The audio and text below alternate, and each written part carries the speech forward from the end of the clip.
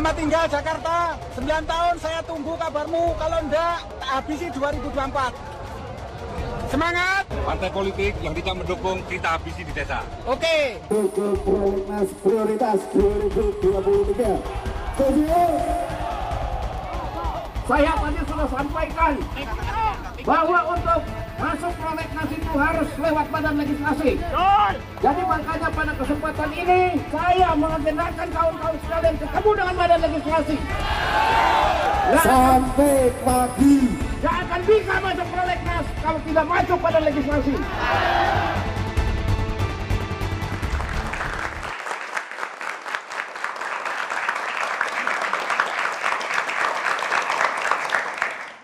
Selamat malam pemirsa, pertengahan bulan Januari di awal tahun 2023 ini cukup mengejutkan. Ada ribuan kepala desa seluruh Indonesia.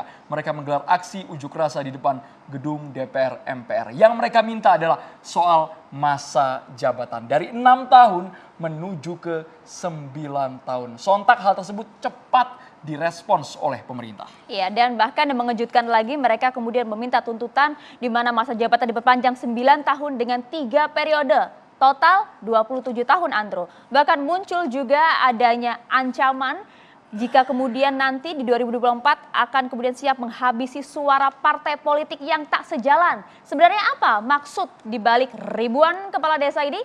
Kita akan bahas nanti bersama dengan sejumlah narasumber kami ya. Betul Maria. Tapi kita sapa dulu teman-teman mahasiswa yang sudah hadir di studio Catatan Demokrasi dari Universitas Bakri. Mana suaranya? Jangan mau kalah juga. Tidak hanya Universitas Bakri saja yang hadir, tapi juga Universitas Paramadina.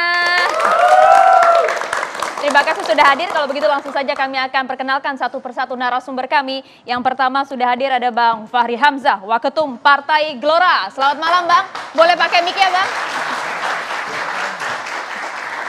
Kita sambil cek mikrofon boleh Bang? Selamat malam, Assalamualaikum. Waalaikumsalam warahmatullahi wabarakatuh. Baik, dan juga sudah hadir Bang Ferry Amsari, pakar tata negara. Selamat malam Bang. Malam, assalamualaikum.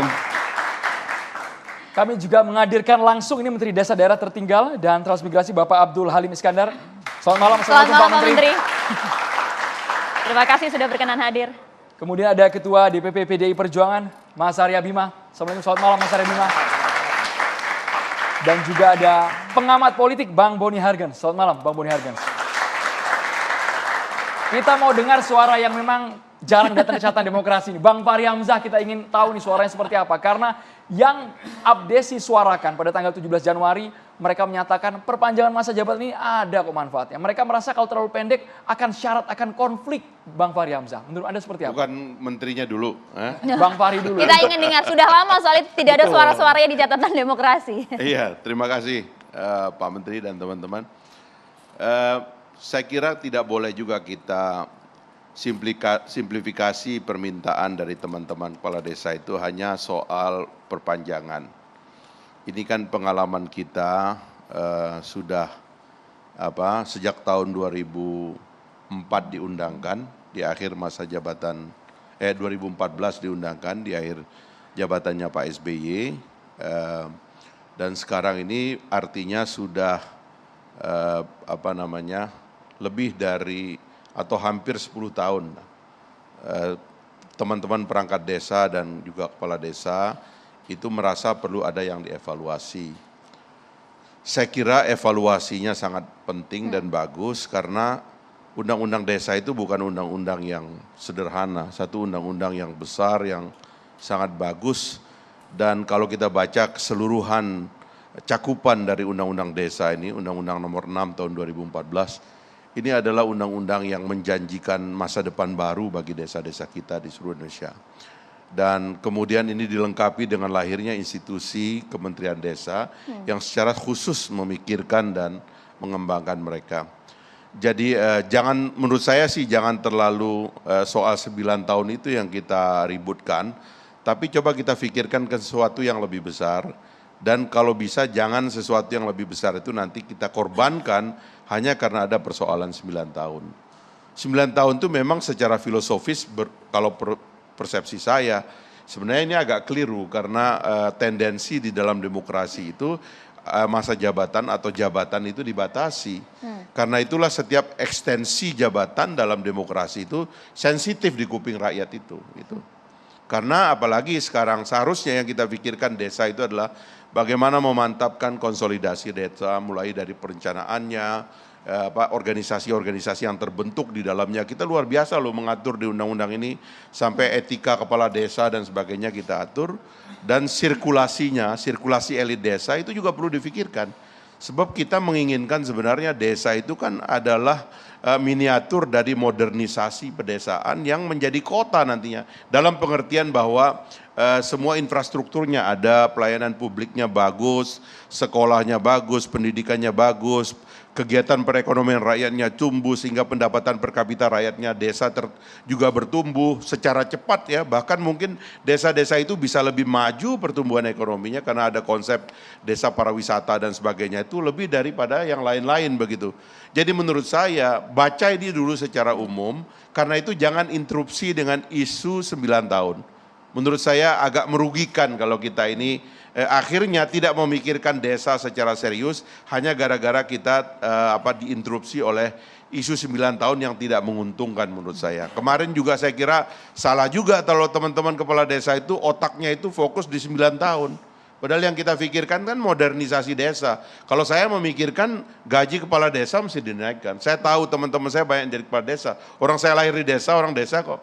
Gajinya nggak cukup, nggak gagah mereka setelah terpilih dari kepala desa itu. Ya kan, nggak bisa nge-entertain tamu. Yang namanya elected official tuh harus ada uang entertainmentnya. Banyak tamunya, beda kita dengan PNS itu adalah orang terpilih itu banyak tamunya. Karena itu uang biaya tamu ini harus diperbanyak. Menurut saya gaji kepala desa dinaikkan. Anggaran desa dinaikkan. Tapi ya kan? sepakat tidak dengan Bahkan kemudian saya tuntutan? punya challenge nih ya, kalau mau nih Pak Menteri, kalau saya challenge-nya adalah kita harus memaksa APBN kita persentasenya kepada desa. Jangan hanya dana desa itu hanya mengundang belas kasihan dari APBN atau APBD, dari politisi. Menurut saya paksa persentase tertentu dari APBN, APBD untuk desa. Oke. Kalau mau real, jangan main-main, naikin uang desa. Uang desa sekarang cuma 70 triliun dari 3.000 triliun APBN kita sekarang, terlalu kecil. Naikkan 2 kali lipat, 3 kali lipat, naikkan persentasenya, ikat APBN, APBD dengan dinaikannya dana desa. Berani enggak? Jangan cuma mau ngasih entertain kepada kepala desa, tapi uang desa enggak ditingkatkan, nanti berbahaya sekali bagi kemajuan Tapi desa poin kita. utama tuntutan para abdesi ini adalah mereka meminta revisi undang-undang tentang desa agar masanya diperpanjang. Revisi bagus, tapi jangan bilang minta jabatan 9 tahun. Itu belakangan, jangan itu yang diutamakan. Sebab itu justru yang paling bahaya dan paling salah. Yang kita minta itu dana desa ditingkatkan, ambil persentase dari APBN, APBD. Itu didahulukan dong supaya warga desanya yang makmur, jangan kepala desa makmur, rakyat sengsara. Bahayanya apa tadi? Ya itu tadi, kalau masa jabatan diperpanjang, apalagi ini dengan mohon maaf ini ya, bukan curiga ya, kemudian nggak ada lagi pemilihan kepala desa. Kepala desa diperpanjang, artinya mereka ada kelebihan 3 tahun, kelebihan dari yang harusnya mereka berkompetisi ulang, tidak berkompetisi ulang. Nanti ini dipakai main-main. Dipakai untuk transaksi dengan para politisi yang sekarang ini sedang terjun ke desa minta suara. Gelora tidak begitu Bang? Hah? Gelora tidak begitu? Ya nggak boleh begitu dong. Kan malah kita mau ngatur di undang-undang yang kita revisi itu, transaksi kepala desa dengan rakyat pemilihnya tuh dibikin semakin intelektual. Debat kepala desa harus semakin hebat. Kenapa kami ingin meniatkan gaji kepala desa agar semakin tinggi, supaya sumber dayanya anak-anak mahasiswa ini yang jago-jago ini pulang ke desa jadi kepala desa. Dia menyumbangkan pikirannya kepada kemajuan desa. Karena kompensasinya worth it gitu loh. Jadi jangan malah elit desa, kepemimpinan desa dibikin mandek. Menurut saya itu berbahaya bagi masa depan. Justru kalau menurut Bang Fahri artinya ada tanda tanya besar kalau kemudian terpaksa tuntutan 9 gue semangat tahun ini. karena gue disuruh duluan. Siap, kalau gitu kami ingin minta respon juga dari Bapak Menteri mengenai hal ini. Betul tidak sih kemudian jika masa jabatan ini diperpanjang, dugaan dari Bang Fahri tadi justru ada main-main nanti di belakangnya? Terima kasih. Pertama secara umum saya sebenarnya sepakat dengan Bang Fahri. Jadi kita bicara revisi Undang-Undang Nomor 6 Tahun 2014 tentang desa. Itu awalnya. Jadi awal diskursus bergulir kan di situ. Banyak masalah yang memang harus dibenahi. pola hubungan antara kepala desa dengan perangkat desa. Ini yang kecil-kecil aja. Kita belum ngomong tentang dana desa yang dinaikkan, tentang pertanggungjawaban dan seterusnya.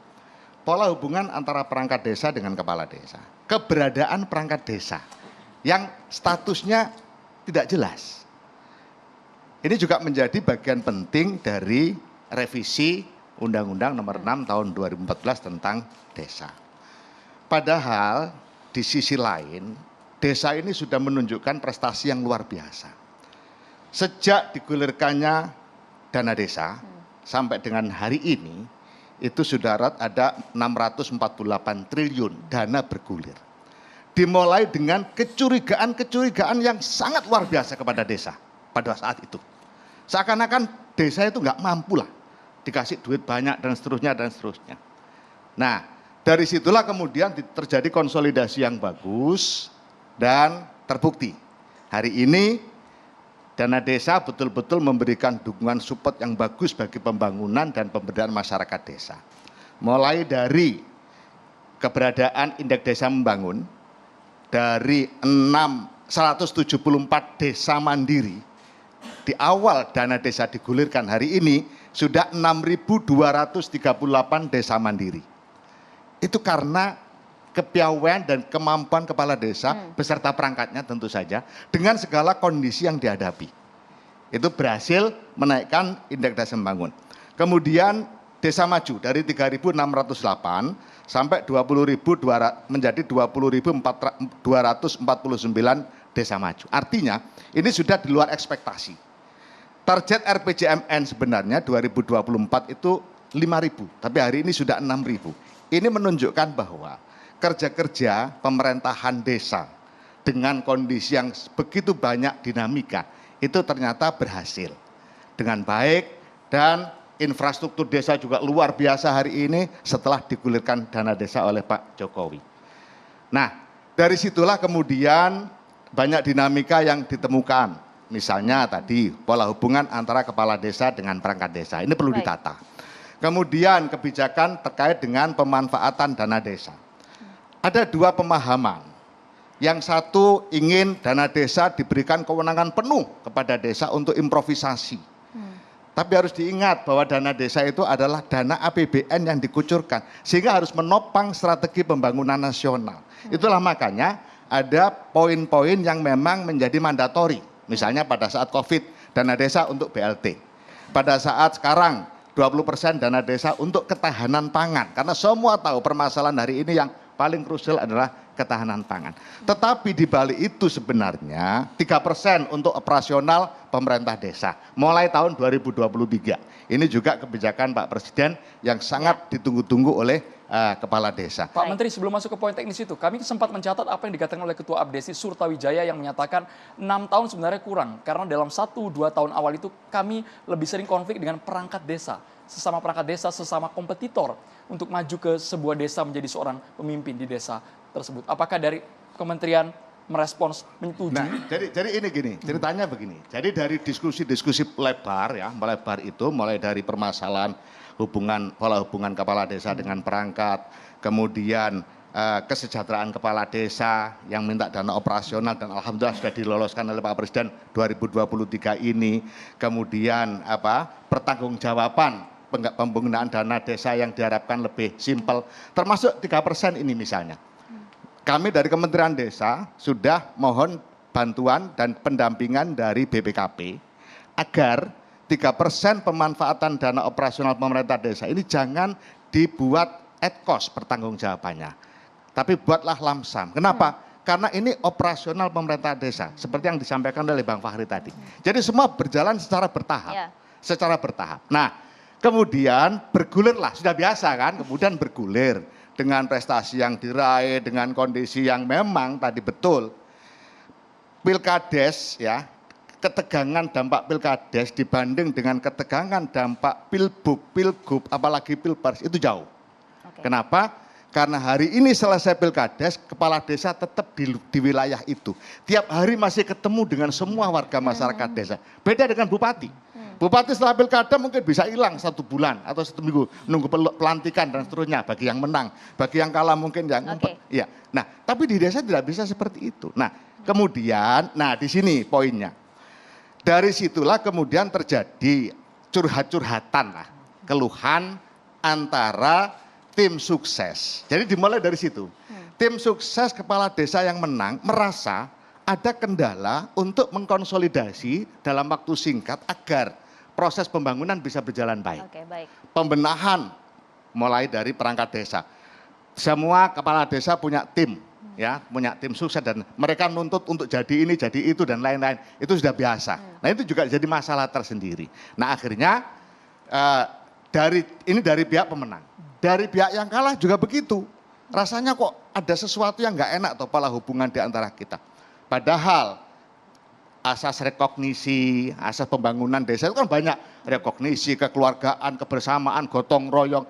Ini semua adalah nilai-nilai luhur desa yang harus betul-betul dipertahankan. Jangan sampai kemudian hanya gara-gara kontestasi yang kemungkinan bisa dikonsolidasikan lebih baik, itu kemudian menurunkan berbagai nilai-nilai luhur itu. Nah disinilah kemudian muncul diskusi-diskusi.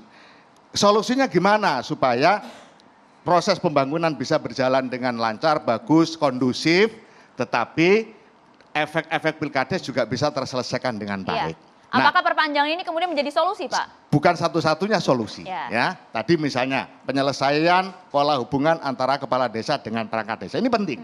Karena kadang-kadang, misalnya hari ini, ada perangkat desa yang tidak netral. Setelah jadi, kepala desa nggak mau betul dengan perangkat desa itu. Karena dia dulu tidak mendukung. Padahal sebenarnya seharusnya netral. Kemudian keberadaan kesejahteraan perangkat desa itu juga satu hal yang perlu dibenahi secara luas. Nah salah satu kemudian yang berkembang ya diskusinya, cerita masa lalunya itu. Nah kemudian apa solusinya untuk ini? Muncullah bagaimana kalau masa jabatan kepala desa itu ditambahi bukan 6 tahun. Supaya konsolidasinya, kondusivitas dan lain-lain bisa lebih panjang. Dan berbagai permasalahan yang diakibatkan oleh pilkades bisa diselesaikan dengan sebaik-baiknya. Satu. Yang kedua bisa ditahan dulu. Pak Menteri, kita harus jeda dulu hanya di Catatan Demokrasi. Pemirsa, kita nanti akan menggali lebih dalam. Apakah betul alasannya realistis, gesekannya terlalu alot 1-2 tahun? Tetaplah bersama kami.